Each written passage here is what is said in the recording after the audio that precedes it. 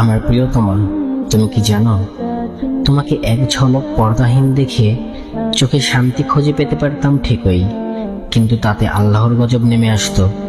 আর আমি তো তোমার চেহারায় নয়, চিরস্থায়ী জান্নাতে তোমার সঙ্গ চেয়েছি।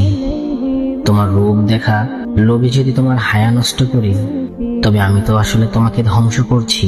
তোমাকে পর্দা ছাড়া দেখে ভালোবাসার প্রমাণ নয়, বরং তোমার হায়া রক্ষা করেই আমি বলি, তোমাকে পর্দা ছাড়া দেখা নয়, তোমার জান্নাতের রূপ কল্পনা করো আমার ভালোবাসার চূড়ান্ত রূপ।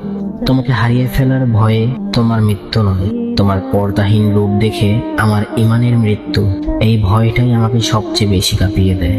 তাই বলি, পর্দা করো, আমার ভালোবাসার জন্য নয়, তোমার প্রভুর জন্য। আর আমি গর্ব করে বলবো, আমার ভালোবাসা নিজেকে আড়াল করে জাহান্নামের আগুন থেকে বাঁচতে জানে।